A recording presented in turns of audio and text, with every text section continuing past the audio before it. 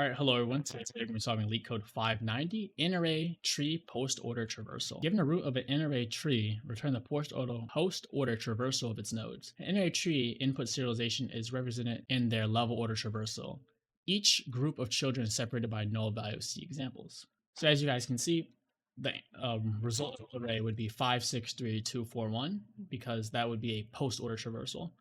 And if you don't remember what post order is, we're going to quickly go over that. All right, so here we are. We're going to quickly go over post order traversal of this N-ary tree.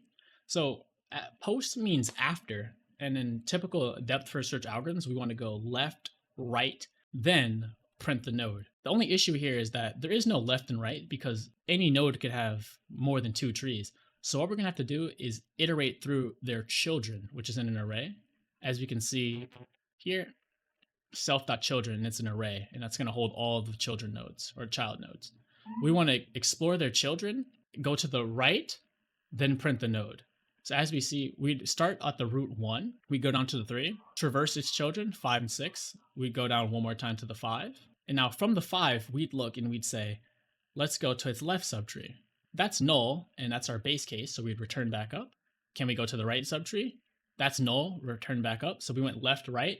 So now the post order, after we go left, right, we always print the node. So we're going to have a 5 here. We recurse back up to a 3. So now we're here at this 3, and we've explored its first child. Now we're going to go to its second child. We're going to go to the 6. We go and check its left subtree. We see that's null. It'll return back up from the base case. Right, same story. We went left, right. Now it's time to print the node. 6. We recurse back up to 3.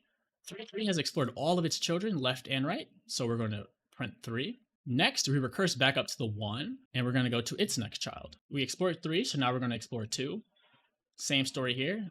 2's left children are null, they don't exist, so it explored everything there, and we'd return print 2.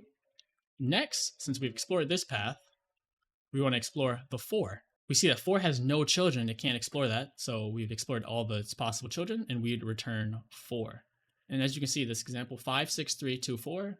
And the answer is 5, 6, 3, 2, 4. Oh, I almost forgot. After we explore the 4, we recurse back up to the 1, and we've explored all of 1's children, which are here, 3, 2, and 4. So now what we have to do is print 1, and we append 1. So you see 5, 6, 3, 2, 4, 1, 5, 6, 3, 2, 4, 1. Perfect. So now we're going to get into actually coding up the solution. So as you remember here, we'd have an array. This is what we're going to return at the end. Next, we're going to have a depth first search. So we're going to have a function. We're going to call it DFS. So find function and DFS, and it's going to take in a node. Our base case is if not node return, because let's say we're at the node here 5 and we go, there's nothing on the right, there's nothing on the left. We want to return up because if there's no node, we don't want to explore that. Next, what we want to do is say for C in node.children. And what this does is it's going to iterate over all of the current node's children. And inside of here, we want to say DFS C. And then after we've went and explored all the node's children, we want to array.append node.val. So this is like the bulk of the solution. So I want to quickly go over that and make sure everyone understands. For C and children, so as we can see, when we're at 1, the first child is 3. We'll explore that. Now we're at 3. It's going to do the same thing for C and children. Go to the 5. For C and children, there is no children.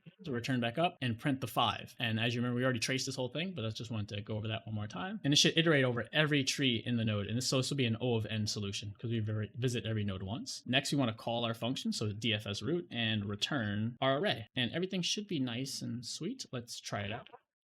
And there we go. We solved the problem, and it's actually has a pretty good runtime. So hopefully you learned something, and comment down below if you need any help. Peace.